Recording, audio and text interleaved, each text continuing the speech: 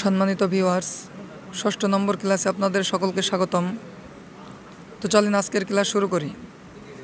বে পে দর ফর সিন্দা পাইদা উকুনাদ তিফলেরা দর মাহদি গুয়া উকুনাদ মুরদায়ে সদ সালারা হাইমি কুনাদ ইবা জুজ হক দে গারে কাইমি কুনাদ সনে কিজ তি সালাতি মি কুনাদ নজমেরা রজমে শায়াতি মি কুনাদ আজমিনে খশকে রুয়া নদ গিয়া আসমারা বেসুতু দারদ নেগা হি সে কসদর মুলকে উ আম্বাজ নাই কৌলে উরা লহনে নাই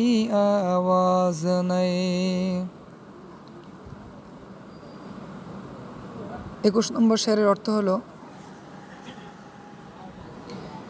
বে মানে ব্যতীত, পেদার মানে বাবা, বেপেদর মানে পিতা ছাড়া বা বাবা ছাড়া, ফরজন্দ মানে সন্তান, এর জমা হইল ফরজন্দা, পয়দা মানে সৃষ্টি বা তৈরি, উ মানে তিনি, কুনত মানে করেন। তিফলুন শব্দের অর্থ হইল শিশু, এর জমা হইল আতফালুন। রা মানে কে, দর মানে মধ্যে, মাহদুন মানে দোলনা, গুয়া শব্দটি গুফতান মাজদার থেকে, ইসমে ফাইল সামাই অর্থ হলো কথাবার্তা বলা, উ মানে তিনি, কুনত মানে করেন। তাহলে পরিপূর্ণ শেরের অর্থ হইল অগণিত প্রশংসা হয় আল্লাহর জন্য, যিনি পিতৃহীন সন্তান সৃষ্টি করেন, বালককে দোলনায় কথাবার্তা বলার শক্তি দান করেন। 22 নম্বর শের মুরদায়ে মানে মৃত, সদ মানে শত, সালা মানে বছর। মুরদায়ে সদ সালা এর অর্থ হলো 100 বছরের মৃত, এটা তারকিবে এজাফি হয়েছে।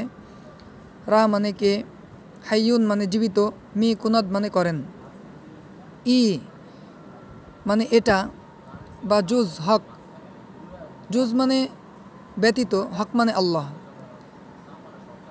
দেগার অন্য কোনো ব্যক্তি, কাই মানে কেউ, মি কুনাদ মানে করেন। তাহলে 22 নম্বর শেরের পরিপূর্ণ অর্থ হইল অগণিত প্রশংসা ওই আল্লাহর জন্য, যিনি 100 বছরের মৃতকে জীবিত করেন। এই কাজ তিনি ব্যতীত কে করতে পারবে। 23 নম্বর শের সানে কিজ এর অর্থ হলো এমন কারিগর। তি এর অর্থ হলো মাটি। সালাতি সুলতানুনের বহুবচন, অর্থ হলো বাদশাহ, মি কুনাদ মানে করেন। নজমুন মানে তারকা বা নক্ষত্র। রা মানে কে, রজমুন এর অর্থ হলো পাথর। শায়াতি শয়তানুনের বহুবচন শয়তান, মি কুনাদ মানে করেন। তাহলে 23 নম্বর শেরের পরিপূর্ণ অর্থ হলো তিনি এমন কারিগর যিনি মাটি থেকে বাচ্চা তৈরি করেন এবং তিনি তারকাকে পাথর স্বরূপ শয়তানের ওপর নিক্ষেপ করেন। 24 নম্বর শেরের অর্থ আজমানে থেকে, জমিন মানে জমিন, খস্ক মানে শুকনা। তাহলে জমিনে খস্ক এর অর্থ হলো শুকনো জমিন। রুয়ানদ এর অর্থ হলো উৎপন্ন করা, রুয়া নিদান মাজদার থেকে। গিয়া মানে ঘাস। আসমা এর অর্থ হলো আসমান সমূহ। রা মানে কে, বে মানে ব্যতীত, সুতু এর অর্থ হলো খুঁটি। দারদ দাস্তান মাজদার থেকে, অর্থ হলো রাখা। নেগাহ মানে সংরক্ষণ করা। তাহলে 24 নম্বর শেরের পরিপূর্ণ অর্থ হলো তিনি শুকনো জমিন থেকে সবুজ ঘাস উৎপন্ন করেন, তিনি আসমান সমূহকে খুঁটিবিহীন সংরক্ষণ রাখেন। 25 নম্বর শের হি চেকাস মানে কোনো ব্যক্তি, দর মানে মধ্যে, মুলক মানে রাজত্ব, উ মানে তার, আমবাজ মানে অংশীদার, নাই মানে নেই। কৌল মানে কথা, ও মানে তার, রা মানে কে, লাহনুন মানে সুর, নাই মানে নেই, আওয়াজ মানে আওয়াজ বা শব্দ, নাই মানে নেই। তাহলে 25 নম্বর শেরের অর্থ হইল তার রাজত্বে কোনো ব্যক্তির অংশীদারিত্ব নেই, তার কথায় সুরও নেই, স্বরও নেই। উক্ত শেরগুলোর সাথে সংশ্লিষ্ট ঘটনার সংক্ষিপ্ত বর্ণনা দেওয়া হচ্ছে। বেপেদারফার জিন্দা পয়দা উ কুনদ তিফলেরা দর মাহদি গুয়া উ কুনদ। এই শেরের সংক্ষিপ্ত ঘটনা হইল হজরত ঈসা আলাইসাল্লামকে যখন আল্লাহ তাআলা হজরত মারিয়াম আলাইসাল্লামের গর্ভে পিতৃহীন সৃষ্টি করলেন, তখন লোকেরা হজরত মারিয়াম আলাইসাল্লামকে অপবাদ দিল যে তুমি অপকর্ম করেছো, নাউজুবিল্লাহ।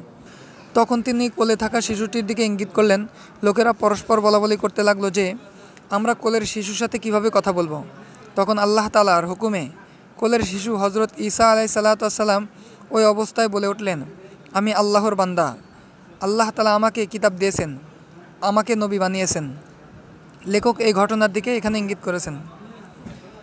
এর পরবর্তী শের মুর্দায়ে সদ সালারা হাই মি কুনাদ ই বাজুজ হক দে গারে কাই মি কুনাদ।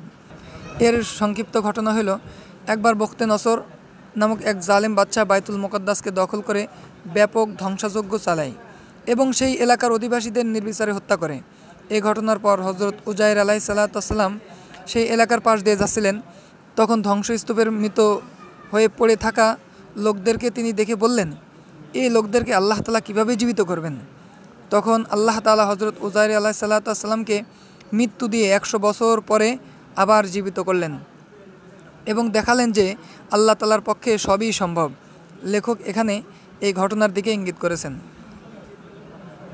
এরপরে সনে কিস্তি সালাতি মি কুনাদ নজমেরা রজমে শায়াতি মি কুনাদ। এই শেরের সংক্ষিপ্ত ঘটনা হলো পূর্বে যখন আল্লাহ তাআলা কোনো আয়াত অবতীর্ণ করতেন অথবা ফেরেশতাদের যখন কিছু বলতেন, তখন শয়তান আসমানের নিকটবর্তী হয়ে তা শুনে নিত এবং এক কথা শুনে 10 কথার সাথে মিলিয়ে তা মানুষের নিকট বর্ণনা করত। তখন আল্লাহ তাআলার নির্দেশে ফেরেশতাগণ কিছু তারকা শয়তানের দিকে নিক্ষেপ করা আরম্ভ করে। এতে আসমানের কাছে গিয়ে কিছু শোনার পথ শয়তানের জন্য বন্ধ হয়ে যায়। লেখক এখানে এই ঘটনার দিকে ইঙ্গিত করেছেন। আজকের ক্লাসে এই পর্যন্তই। ভিডিওটি দেখার জন্য অশেষ ধন্যবাদ।